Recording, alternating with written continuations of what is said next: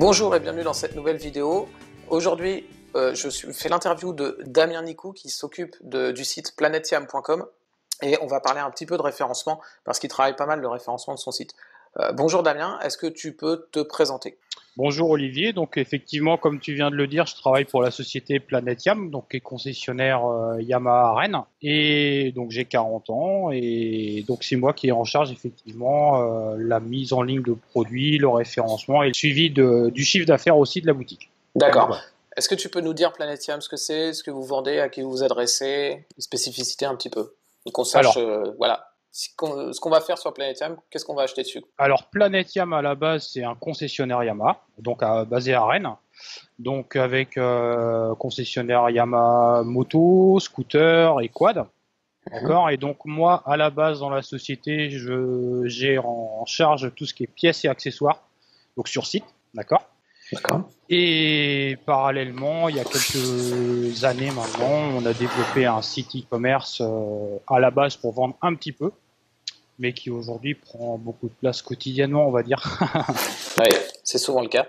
Ouais. D'accord. Et donc du coup, qu'est-ce qui a fait que Planetiam ait envie de se lancer dans l'e-commerce et que toi, du coup, tu te retrouves à gérer le site e-commerce? Eh ben ça s'est fait un petit peu par hasard. En fait, c'est mon chef qui a croisé un client qui est webmaster et qui tient une agence web sur Rennes, enfin près de Rennes, et donc qui lui a vendu, on va dire un petit peu dans un premier temps la solution.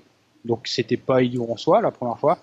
Et grosso modo, moi, on m'a dit, bah écoute Damien, maintenant on va vendre un petit peu sur le web. Et puis on m'a filé un petit peu les clés du bébé, quoi. D'accord. Tu avais zéro formation, tu t'avais jamais fait de e-commerce avant? Ah non, zéro. Et pour tout te dire, Olivier, j'étais complètement réfractaire au web. C'est un sujet que je maîtrisais pas techniquement déjà. Et j'étais plutôt du style à prôner le service de proximité que le client, quand il a besoin, il aille directement chez son concessionnaire plutôt que d'acheter sur Internet, si tu veux. D'accord.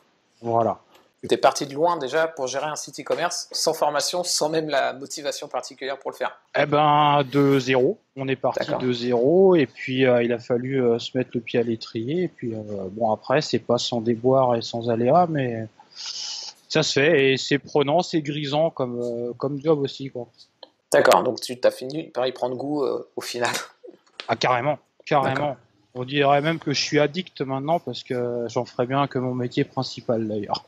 Ah bah, c'est cool, c'est cool. Je te comprends. Et du coup, alors on avait échangé un petit peu par mail. Tu m'as expliqué que t'es pas là actuellement. Tu as une boutique PrestaShop, mais c'était pas le cas au début. T'es pas parti sur cette solution. Non.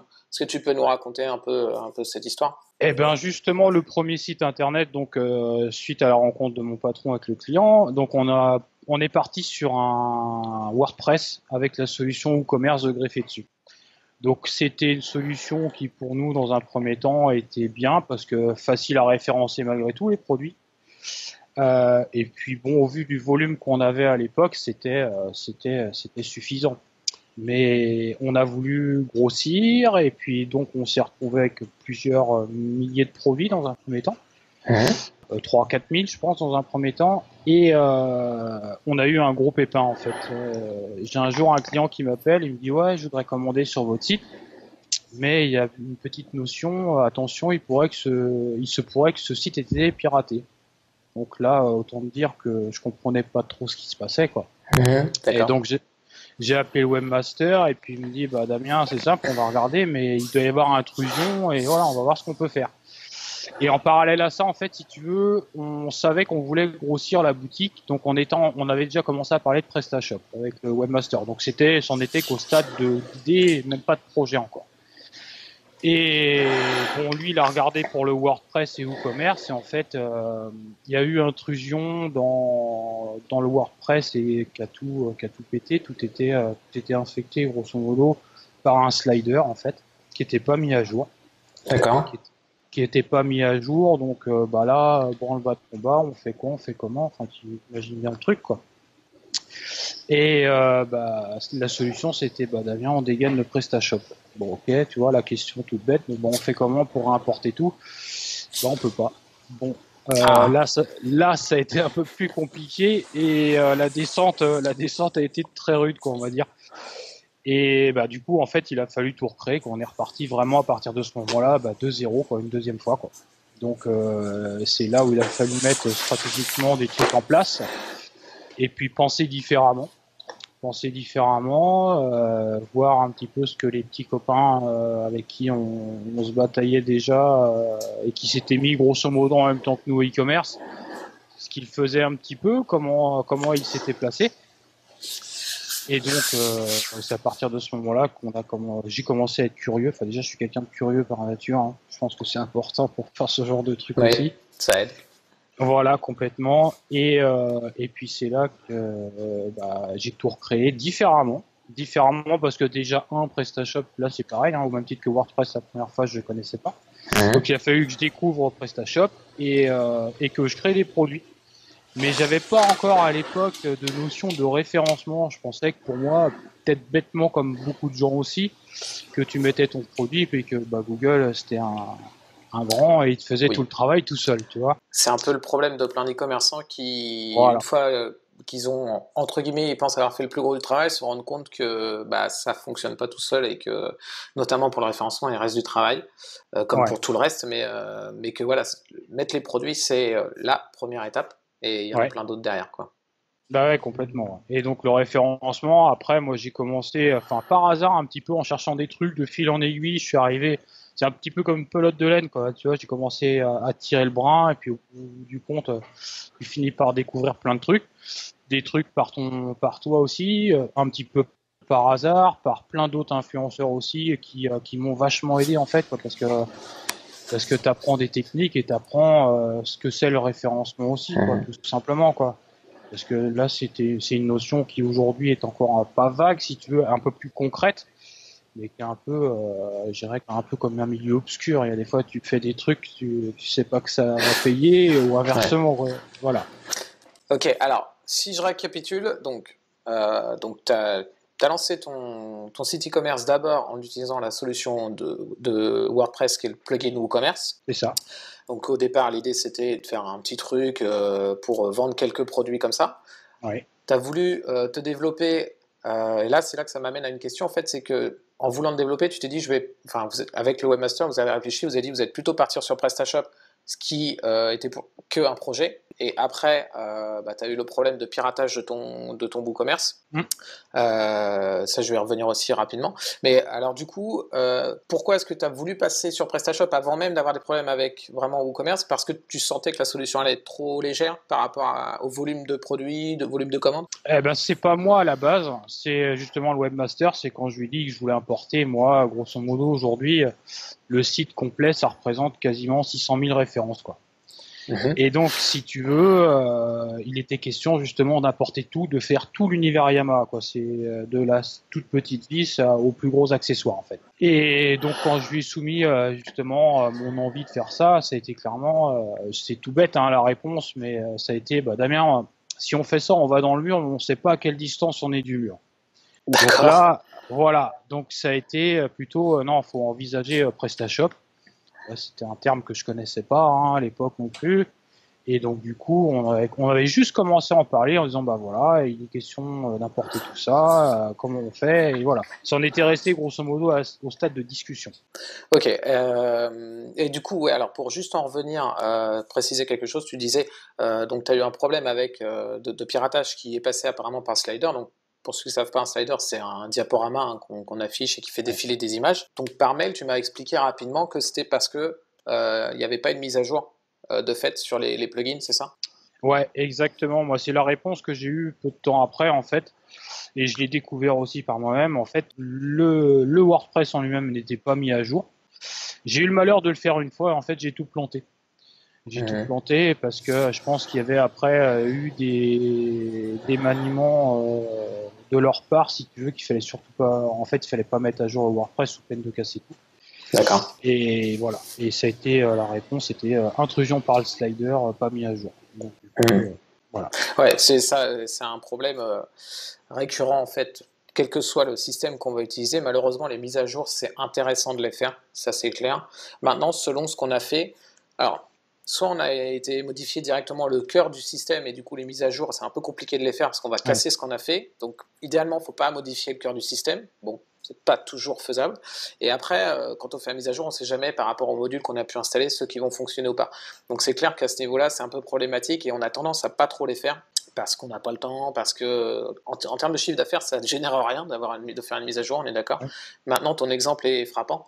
C'est que bah voilà, on se retrouve parfois dans des situations qui sont bien plus compliquées que de devoir prendre 2 jours, 3 jours pour faire une mise à jour.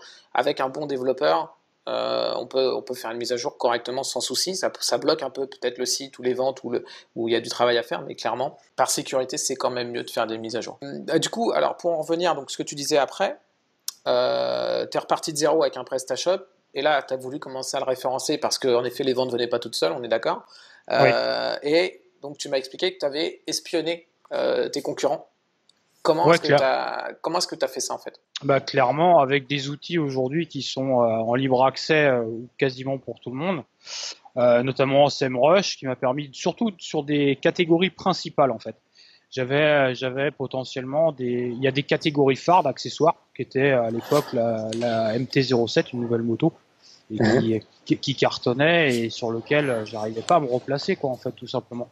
Parce que aujourd'hui Google considérait que bah voilà Planetium il a pour ainsi dire pas existé, et donc maintenant tu fais tes preuves et tu remontes quoi, et tu montres ce que tu peux faire.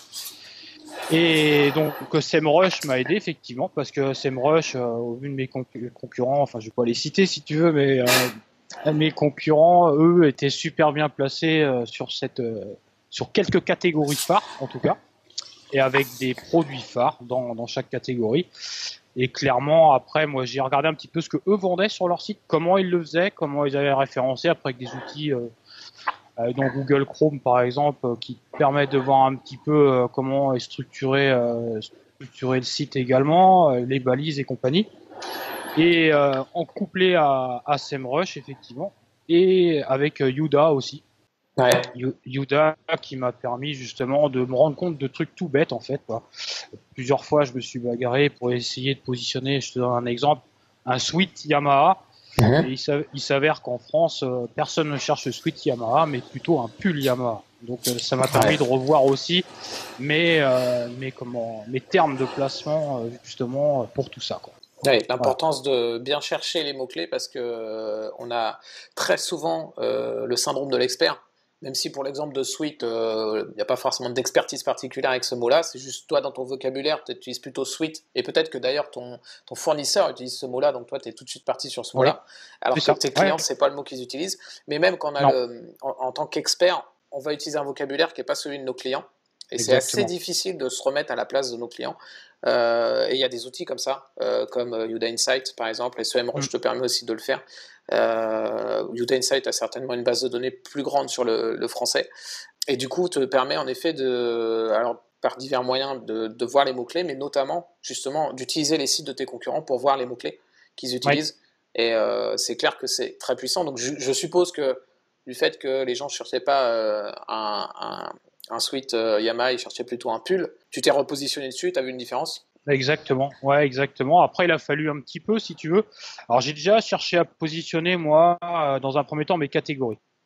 Mes catégories qui étaient accessoires MT-07, par exemple, on va parler de celle-ci. Donc, à partir du moment où j'ai réussi déjà à replacer ma catégorie, ça a été long. J'ai essayé pas mal de trucs. Accessoires au pluriel, au singulier, MT-07 tout attaché, détaché, enfin tu vois, c'était... Et par le biais de mes métadescriptions aussi, j'ai essayé plein de trucs, ça a pris grosso modo 6 mois quoi. À ce que je réussisse à replacer sur la première page de Google, j'étais rendu 3, 4 ou 5e page, je sais plus, mais super loin quoi.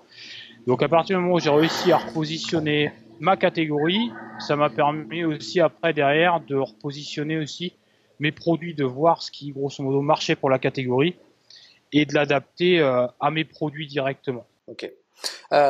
Du coup, est-ce que tu aurais, je sais pas, un top 3 des choses que tu as pu faire et qui ont vraiment eu un impact significatif sur ton référencement? Il y en a eu plusieurs. Après, je sais te donner un top 3, je sais pas ce qui a fonctionné le plus.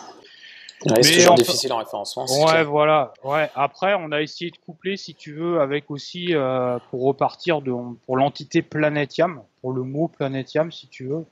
Il y avait jusqu'à maintenant que le Planetiam qui était une boutique en ligne. Mhm. Mais j'ai couplé, j'ai fait un WordPress, mais bon, juste un WordPress qui sert de blog entre guillemets et qui fait toute l'actualité de la concession, mais l'actualité Yamaha en général. Donc, ce qui fait que grosso modo, j'arrive à produire du trafic. Par exemple, on va parler du vestimentaire Yamaha par le biais du blog aussi, si tu veux. J'ai couplé le blog WordPress avec D'accord. le PrestaShop pour essayer de faire un petit peu d'émulsion, on va dire, du jus pour tout ça, quoi. Donc déjà, il y a eu ça. Il y a eu un investissement sur les réseaux sociaux, pas mal, qu'on maîtrisait pas jusqu'avant et on s'y intéressé un petit peu plus. Donc là, il n'y a pas que moi, il y a mes collègues aussi qui font du job là-dessus. Il y a eu un truc super important et ça, j'ai vu la différence. Alors c'était à double tranchant. En fait, j'ai été contacté par une société allemande qui s'appelle Trusted Shop, qui proposait la solution des avis clients, quoi. Et donc avec un gain substantiel de référencement Google. Bon, ça, si tu veux, je le prenais entre parenthèses. On te vend toujours la chose en te disant tu vas avoir que du plus, ça va être génial. Donc ok. Après, je suis sceptique, mais bon, je demande à voir en tout cas. Et donc du coup, Trusted Shop, c'était à double tranchant. Je me suis dit bon voilà, tant qu'à refaire les choses, on y est passé cette année. Essayer, on veut faire notre travail un maximum, le mieux possible. Bon, après, on n'est pas parfait, hein, ça c'est sûr. Mais j'ai tendu un petit peu le bâton pour se faire battre justement par les avis clients. Et c'est des avis clients qui sont pas modérés en tout cas par nous. Mhm. C'est vraiment de l'avis client réel. Et comme ça au moins, ça nous permet de nous améliorer tout concrètement dans toutes les phases de la vente en ligne, quoi, que ce soit de la création de produits à la livraison, qui est super importante, c'est le nerf de la guerre aujourd'hui pour moi aussi. Mais ça a été, je pense, ce qui a marché le plus à partir du mois de juillet. J'ai fait un bond, alors j'ai plus les chiffres là en tête, mais justement, on voit nettement sur ma courbe. Grosso modo, l'année dernière, en décembre 2016, j'étais à 5000 fréquentations mois. Là, si on parle de décembre 2017, j'en suis à 20 000. Donc en Belle un augmentation, an, ouais. ouais. Et il y a une courbe significative, donc là, au mois de juillet, Trusted Shop. Et il y a une deuxième courbe significative, et c'est là où on était rentré en contact, Olivier, quand je t'avais acheté le module non-index no-follow, Ouais. où je t'avais expliqué qu'effectivement, moi, je rentrais dans une période faste pour Noël, et que voilà, c'était peut-être que la mise à jour de tout ça, de la fréquentation, peut-être que ce serait un petit peu tronqué justement par Noël par rapport à ton module. Mhm. Mais je pense que sincèrement, ça a fonctionné super bien. Après, je pourrais pas te dire de combien, mais j'ai vu, pareil, tu vois, une courbe significative. Grosso modo, la courbe, elle monte en pic à chaque fois qu'il y a une intervention dans ce style-là. Il y a eu deux courbes. Il y a eu Trusted Shop et courant novembre, juste fin novembre, quand j'ai installé, où j'ai désindexé pas mal de pages et qui servaient à rien, en fait, purement et simplement. Mhm. Et je pense que ça a apporté du très bon aussi, quoi. Ok. Donc, pour résumer, tu as eu le blog, donc, qui te permet d'attirer du trafic qui ne viendrait pas forcément directement sur ta boutique, en fait. Ouais, Des gens ouais, qui vont s'intéresser un peu à l'actualité d'Yamaha, mais qui du coup, c'est de l'information qui n'existe pas sur ta boutique que tu vas rajouter sur ton blog. voilà. Ça te permet donc d'obtenir du trafic que tu ne pourrais pas obtenir trop autrement. Et je suppose que, évidemment, une fois qu'on est sur ton blog, facilement, on va avoir des liens pour aller acheter le produit qui correspond à l'actualité dont tu parles et des choses comme ça. Donc, Hum, clairement, le blog, c'est clairement une très très bonne stratégie en termes de référencement. On a parlé aussi avant que tu avais espionné tes concurrents pour bien définir tes mots-clés, voir un peu ce qu'ils faisaient eux et comment optimiser ton site. Tu as le fait de rajouter des commentaires sur ta boutique, bon, ouais, via Trusted Shop. Donc, clairement, les commentaires, moi je trouve ça vraiment sympa, les commentaires. Après, la plateforme qu'on utilise, je pense qu'elle ne joue pas spécialement en termes de référencement. Peut-être que Trusted Shop a quelque chose de spécial pour t'aider encore plus en termes de référencement, mais globalement, le fait de rajouter des commentaires sur une boutique, c'est très intéressant. Pourquoi? Parce que ça te fait tout simplement du contenu que tu n'as pas besoin de générer toi-même, déjà, parce ouais, que tu as plus de texte sur tes fiches produits, etc. Et ce qui est vraiment super, c'est que, comme on disait tout à l'heure, au niveau des mots-clés, nous, on ne va pas forcément utiliser les bons mots-clés, quand c'est tes clients qui viennent laisser des commentaires, ils utilisent forcément les mots-clés que eux utilisent pour trouver tes produits. Et donc, du coup, peut-être que dans tes commentaires, tu auras des mots-clés que tu n'aurais pas mis toi dans ta fiche produit, en fait. Donc, ça va être aussi très intéressant pour ça. Tu as dit aussi que tu avais utilisé les réseaux sociaux. Alors, clairement, Google dit que normalement, les réseaux sociaux, ils les utilisent pas pour le référencement. Plein de référenceurs pensent pas la même chose. Et Google ne dit pas toujours ce qui est totalement vrai, parce que c'est pas trop dans leur intérêt. Le fait est que de toute façon, peu importe, en fait, clairement, si tu as une présence sur les réseaux sociaux, tu amènes des gens sur tes pages, tu amènes des gens qui vont laisser des commentaires sur ton blog, qui vont acheter des produits, qui vont laisser des commentaires sur tes fiches produits, qui vont peut-être faire des liens, etc. Donc tu fais vivre ton site, tout simplement grâce aux réseaux sociaux. Enfin, c'est un élément qui va faire vivre ton site et qui va rajouter du contenu, montrer à Google que ton site fonctionne, et du coup ça va l'aider en fait en référencement. Tous ces éléments-là, clairement oui, c'est clair que c'est des bons leviers en fait pour démarrer, pour faire décoller le référencement. Après, en effet, il y a mon module.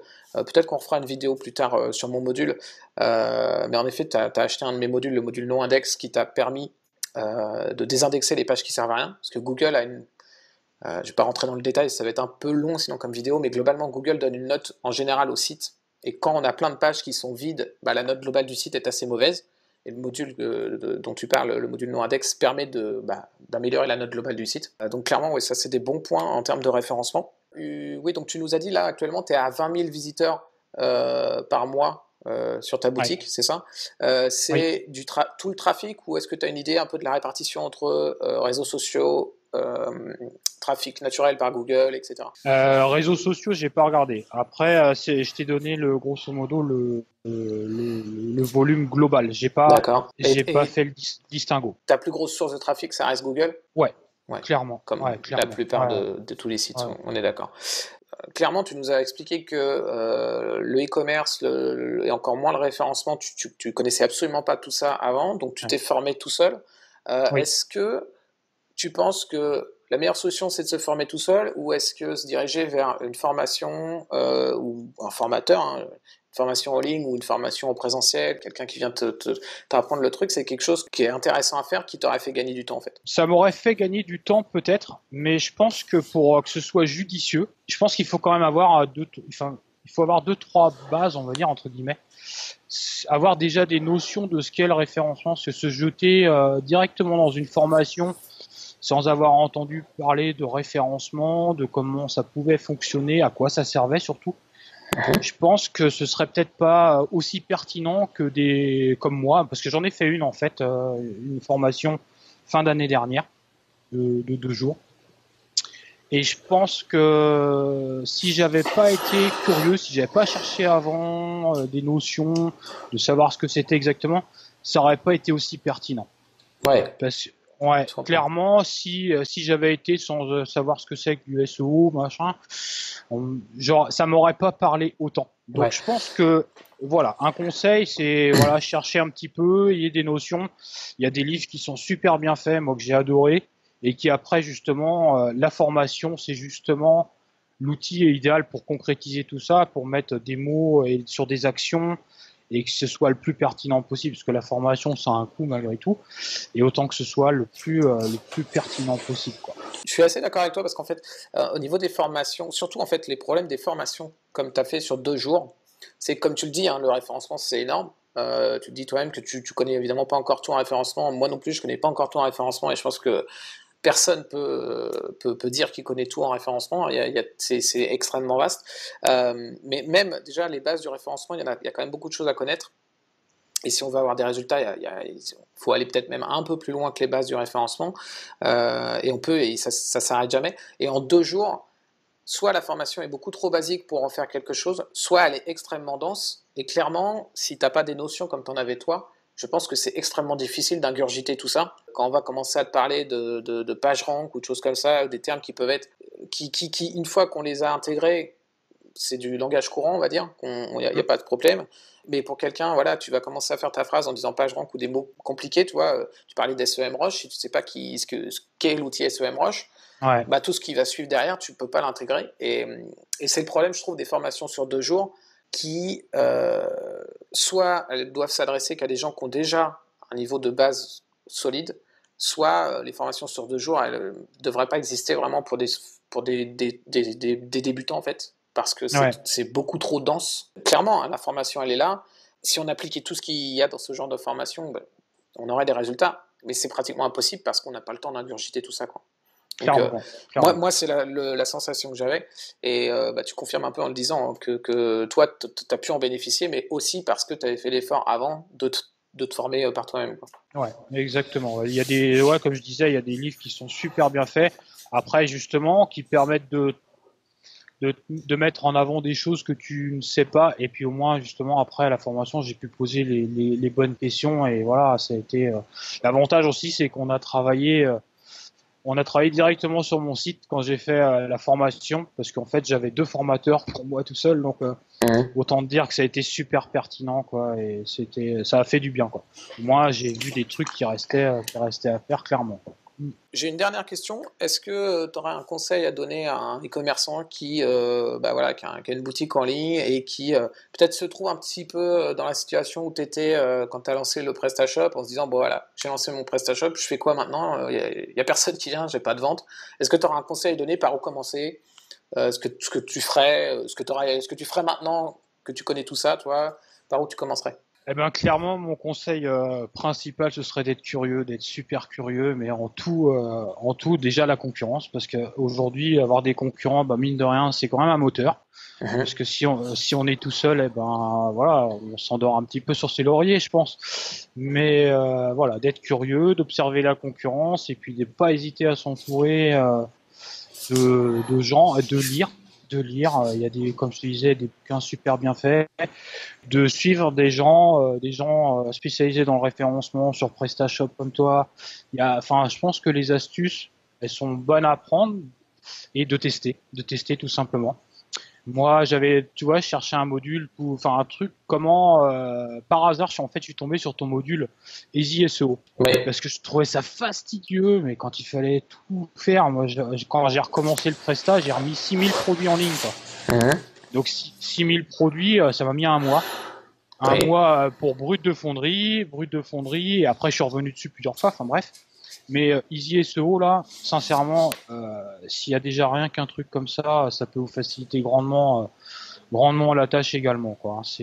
Ça fait partie justement des conseils que je peux donner, moi, de mon niveau.